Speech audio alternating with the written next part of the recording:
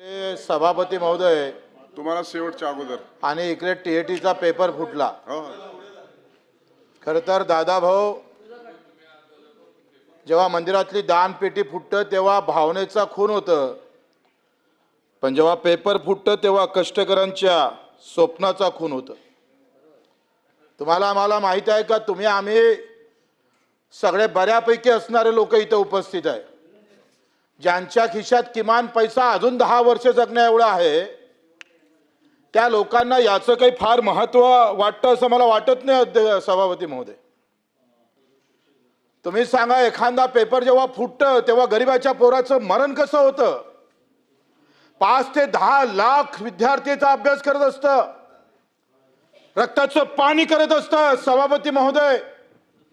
आणि अशा वेळेस जेव्हा पेपर फुटतं असं येतं, त्यावेळेस आत्महत्याशिवाय दुसरा पर्याय राहत नाही. दादाभाऊ, आपण खऱ्या अर्थानं यावर लक्ष घालणं गरजेचं आहे. प्रस्ताव प्रस्ताव सन्मान्य वाचलाय ना? प्रस्तावावरच आहे. परीक्षा ऑनलाईन जे करप्शन हे आहे, घोटाळा 260 मध्ये तेच इथं आपण बोलतोय. मी त्याच विषयावर बोलतोय. सन्मान्य एकनाथजी शिंदे साहेबांना पेपर फुटीचा कायदा आणला, आणि मग पेपर फुटीच्या कायद्यामध्ये त्यांनी घेतलेला सहभाग फार महत्वाचा आहे. पण हे सगळं असताना जर आज आकडेवारी जर पाहिली सभापती महोदय, 2002 ते 2025 या कालावधीत 45 वेळा पेपर फुटले. 45 वेळा. किमान आपण 1658 लोकांना अटक केली. 925 जणांविरुद्ध आरोप दाखल झाले, आणि 18 लोकांवर फक्त त्यांच्यावर दोषारोप म्हणजे त्यांच्या सजा सुनावल्या गेली. एवढा कमी आकडा आहे. आणि आत्महत्या किती झाल्या? 2012 ते 2022 काँग्रेस असू दे, राष्ट्रवादी असू दे, सरकार कोणाचं जरी राहिलं ते सामान्य माणसाचं किती आहे, त्या सामान्य माणसासाठी किती उभं राहतं हे फार महत्वाचं आहे. भारतामध्ये, मी भारताचा आकडा सांगतोय, 2012-22 मध्ये 1 लाख विद्यार्थ्यांनी आत्महत्या केल्या. या भारतासाठी शोभेचा विषय नाही आहे, हा गर्वाचा विषय नाही आहे. तुमच्या आमचे पोरं तिकडे परीक्षा देत नाही म्हणून ते पेपर रोज फुटले पाहिजे असं तुम्हाला वाटत असेल तर लोक घरात येऊन मारल्याशिवाय राहणार नाही, अशी अवस्था आहे.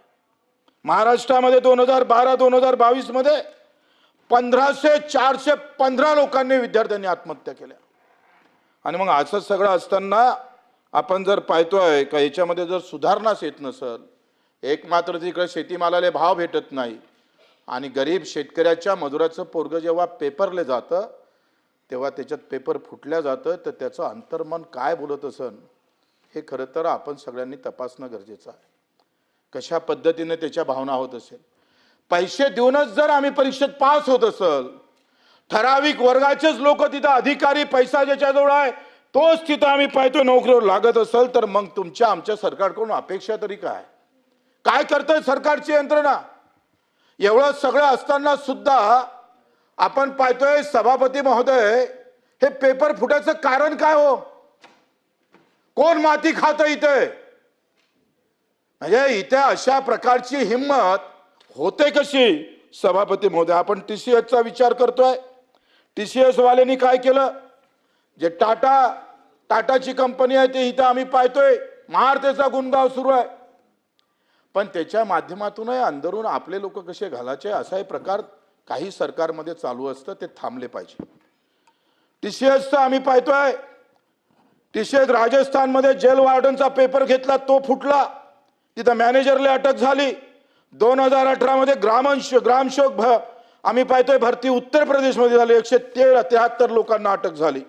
223 मध्ये टीसीएस अंतर्गत नोकरीसाठी म्हणजे त्या कंपनीच्या अंतर्गत जेव्हा परीक्षा झाली त्याच्यात सुद्धा टीसीएस कंपनीचा घोर झाला, आणि तिथं सुद्धा काही लोकांना अटक झाली. म्हणजे या टीसीएसचे महाराष्ट्रामध्ये 2च सेंटर आहे, आणि ऑनलाईन करत असताना त्याचे दुष्परिणाम आपण जर पाहिले, तुम्ही सांगा दादाभाऊ, तुमचं शिक्षण मंत्रालय 10वीच्या परीक्षा घेतात, 12वीच्या परीक्षा घेतात, किमान 16 लाख विद्यार्थी दरवर्षी आपण ऑफलाईन पेपर घेतोय. काही गडबड आहे? 12वी मध्ये काही गडबड आहे? ऑनलाईनचा आग्रह का? सेंटर वाईज हॅक केल्या जातं, सॉफ्टवेअर वापरलं जातं, आणि आमच्या सगळ्या विद्यार्थ्याचा सत्यानाश करण्याचं काम करताय। किमान एक तरी गोष्ट तुम्हाला जमत नसेल तर हात वरते करा, मिलिटरीवालेले बसवा, एखादा ब्रिगेडियर आणा। आजही मिलिटरीच्या एकही परीक्षा फुटल्या नाही। हे विद्यार्थ्याचा, हा सरकारचा विषय नाही आहे, हा गुणगौर करण्याचा विषय नाही आहे। मी सरकारमध्ये आहे म्हणून मग चलता है जला है तो भी बोलना है कि नहीं बहुत ठंडा है। इकडे आग लागली आहे आणि सरकारमध्ये आहे म्हणून आम्ही म्हणायचं थंड आहे, फार चांगली अवस्था आहे। विरोधकांनी पण तसंच बोलायचं आणि आम्ही पण तसंच बोलायचं, तर हे काही या सभागृहातून त्या अपेक्षा नाही आहे। कदाचित आमच्या बोलण्यानं काही लोकांचे मन दुखत असेल, पण ही वस्तुस्थिती आपल्याला टाळता येत नाही। आपण पाहिलं तर या सगळ्या गोष्टीवर पेपर फुटीसारखा जर गुन्हा ठरत असेल तर त्याला फाशीची शिक्षा दिली पाहिजे।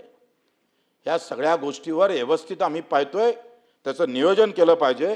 आज आपण पाहतो का या सगळ्या भानगडीमुळं तुम्ही सांगतोय 3.5 कोटी विद्यार्थी प्रभावित झाले।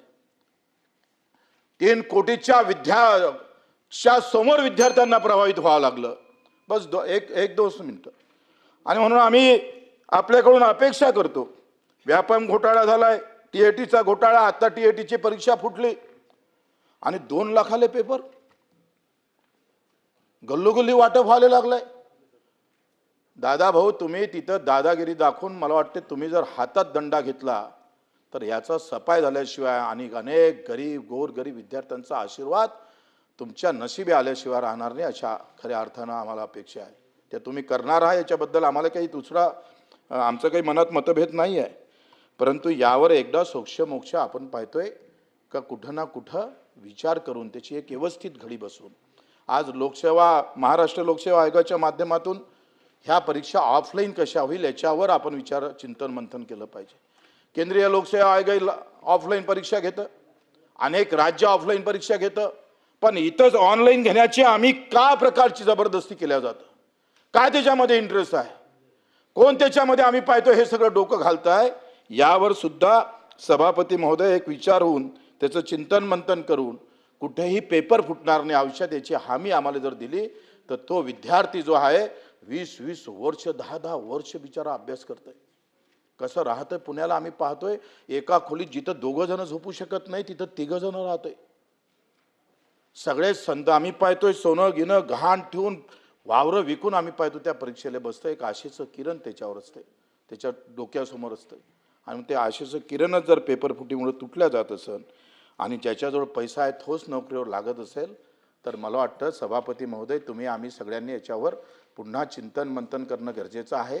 मला माहीत आहे वेळ झालेला आहे, पण मला ह्या अपेक्षा तुमच्याकडून किमान याची बैठक, किमान आपल्या दालनामध्ये काय केलं पाहिजे, कशा पद्धतीनं आहे पेपर फुटीचे प्रकरण थांबले पाहिजे, जो मेरिट आहे, जो गुणवत्ता आहे तोच तिथं नोकरीवर जाणार, अशा प्रकारच्या भावना तुमच्या आमच्या सगळ्याच्या मनात कसं येईल ह्या खऱ्या अर्थानं आम्ही त्याच्या मागे अपेक्षा ठेवतोय सरकारकडून। जरी सरकारमध्ये जरी असलो तरी सत्यापेक्षा सत्य महत्त्वाचं असते, सत्ता महत्त्वाची नाही, सत्य महत्त्वाचं आहे, आणि त्या सत्याच्या आधारे आपल्या सर्वांकडून अपेक्षा करतोय।